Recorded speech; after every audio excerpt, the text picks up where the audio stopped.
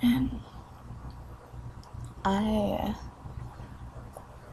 keep being brought to children for advice, kind of, or for training. It's what my higher self is telling me to do, I guess. Um, I mean, in my dreams and in my real life. So something that's really fascinating about interacting with children is that they let's see. And they're very, very pure, of course, especially up until the age of 6, where they're still not really using their frontal cortex, so they're not making like logical decisions. So that means that they pretty much have to be acting with their intuition or their heart. So what's cool about that is that as an adult, you really can't hide anything from them. Not really. I mean, you can hide maybe little pieces of information from them, but if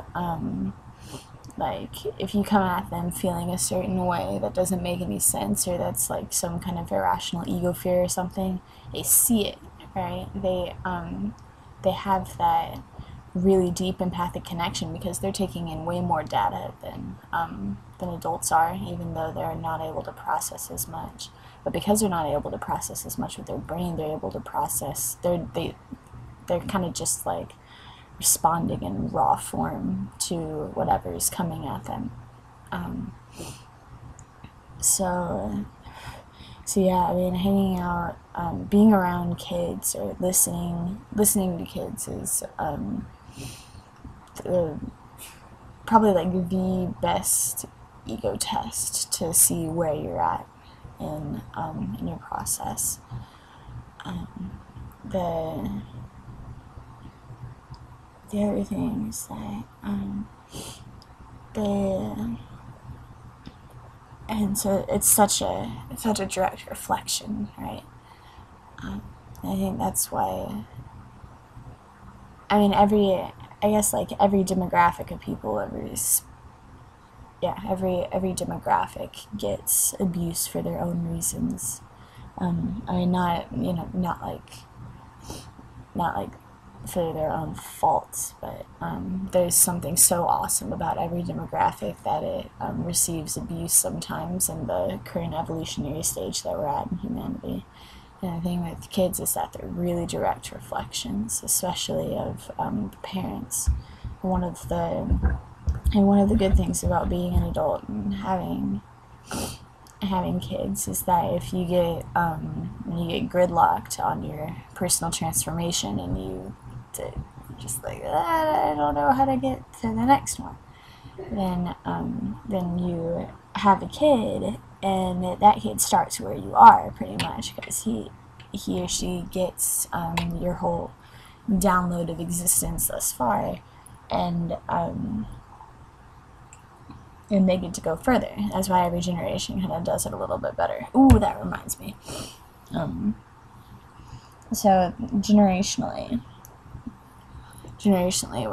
what's happened is that the our people of my generation, our grandparents and our parents had to deal with, our grandparents and our great grandparents had to deal with the First and Second World Wars, where everything was just about war, right?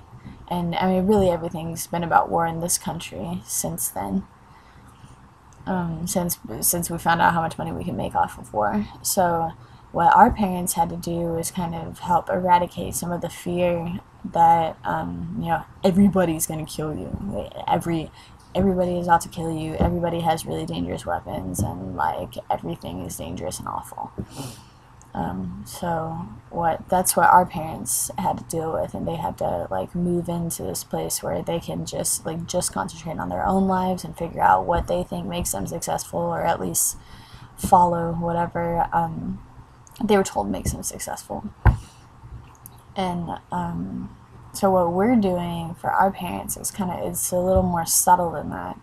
Is it's our subtle energy body. It's our ability to empower ourselves and not just, try to scramble for a way to not be afraid of things outside of ourselves. Even though, I mean, they didn't completely eradicate it, because that's a lot to eradicate.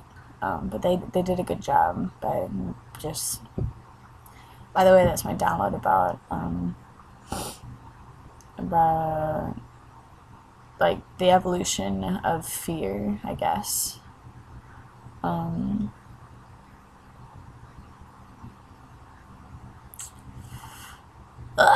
I don't know. Yeah. Yep. Stream's gone.